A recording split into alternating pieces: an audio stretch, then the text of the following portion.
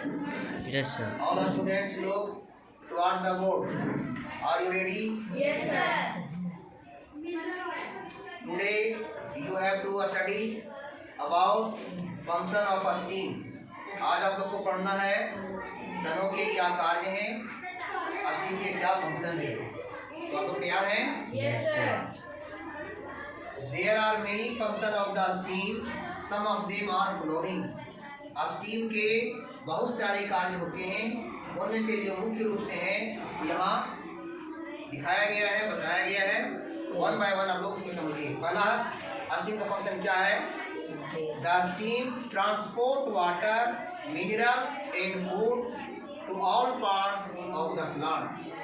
Steam का पहला function है वाटर, मिनरल्स और फूड को ट्रांसपोर्ट करना, यानी एक जगह से दूसरे जगह, एक पार्ट से दूसरे पार्ट में, विभिन्न भागों में, प्लांट के भागों में पहुंचाने का काम करता है। आप लोगों को पता है कि प्लांट में कहाँ पर भोजन बनता है? लीफ में बनता है। तो लीफ में बनने के बाद स्टीम के द्वारा ही प्लांट के विभिन्न भागों में उस फूड, वाटर और मिनरल्स को पहुँचाया जाता है। वो स्टीम के द्वारा पहुँचाया जाता है। अब कैसे पहुँचता है समझिए। ए सेट ऑफ थीन ट्यूब, देखिए स्टीम के अंदर में एक ट्यूब जैसा, एक नली जैसा, जैसे हम लोग कहते भोजन का नली है यहाँ भोजन पास करने का, है ना। और एयर जो ब्रीथिंग करते हैं उसके लिए अलग नली है। इस नली से भोजन पास करता है, उसी नली से एयर नहीं पास करता, उसके लिए अलग नली बना हुआ है, ट्यूब बना हुआ है। ठीक उसी प्रकार से प्लांट में भी ट्यूब्स बने हुए हैं। कहाँ बने हुए हैं? वो स्टीम में बने हुए हैं। जैसे स्टीम में प्लांट का इसमें अंदर में बना हुआ है, वो हम लोग को बाहर से दिखता नहीं है, लेकिन उसमें 3 ट्यूब्स बना हुआ है। जैसे ट्यूब बना हुआ है, नली बना हुआ है, इस ट्यूब्स के द्वारा से क्या होता है? 3 tube in the stem, water and mineral pass through this tube to the leaf, flower and bud and fruit. तो इसी 3 ट्यूब से जो स्टीम के अंदर होता है, इससे वाटर, मिनरल पास करते हैं और कहाँ जाते हैं? Leaf, flower and bud and fruit, और फूल, बर्ड्स कली, लीफ से पत्तियाँ और फ्रूट तक वो पहुँचते हैं। कौन? वाटर, मिनरल, है ना, ये सभी पहुँचाया जाता है 3 ट्यूब के द्वारा। आगे चलता है but the food made by leaf. आगे जो फूड लीफ में तैयार किया जाता है, उस फूड को फिर उसी ट्यूब से नहीं पहुँचाया जाता है। देखिए याद रखिएगा, उसके लिए दूसरा ट्यूब है। जैसे हम लोग के गला में भी है, नेक में है, भोजन के लिए अलग नली है और एयर के लिए अलग नली है। ठीक उसी प्रकार से इसमें जिस ट्यूब के द्वारा वाटर, मिनरल और फूड लीफ तक पहुंचता है ना। आगे दूसरा ट्यूब है, देखिए यहाँ but the food made by leaf. लेकिन जो फूड पत्तियों में बनाया जाता है, लीफ में बनाया जाता है या बनता है, not pass to other parts of the plant through the tube. मतलब उसी ट्यूब से ये सभी भोजन को नहीं पहुँचाया जाता है प्लांट के विभिन्न भागों में, बल्कि it passes through another set. एक दूसरा सेट है, अनदर क्या होता है?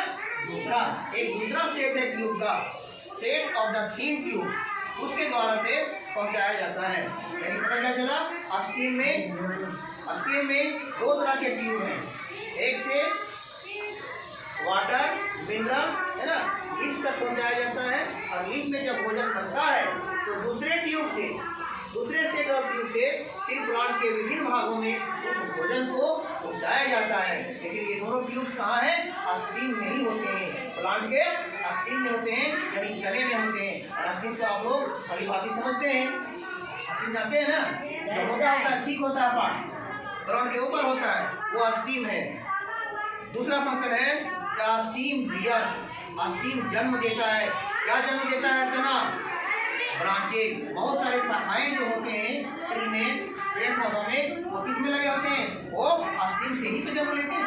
बहुत सारे डालियाँ निकलते हैं, सांस निकलते हैं रूट से नहीं, कहाँ निकलते हैं?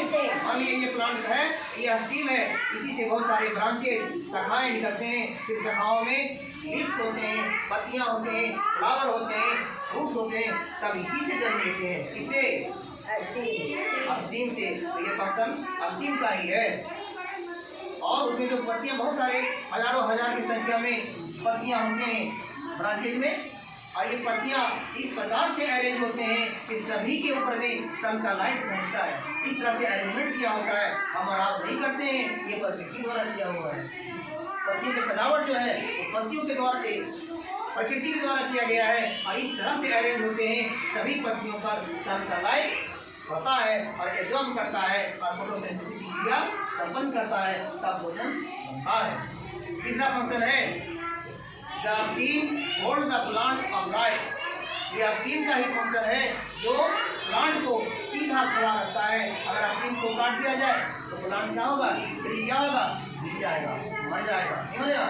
तो प्लांट को सीधा खड़ा कौन करता है, स्टीम करता है। ये तीसरा फंक्शन है the steam hold the plant upright, सीधा खड़ा करने का काम करता है। इस प्लांट का स्टीम वीक होता है, वो खड़ा नहीं हो सकता है, दूसरे अदर थिंग से उसे सपोर्ट किया जाता है, तब वो खड़ा होता है, क्योंकि उसका स्टीम काफ़ी वीक होता है, कमज़ोर होता है। जैसे क्रीपर का है, जैसे कोई वगैरह होता है इनकी लगाते हैं किसान लोग, तो उसको कुछ डालते हैं, पंपों को लगाते हैं, तो उसको चढ़ाते हैं उसके लताएँ को, तब स्टीम वगैरह फंसता है ना।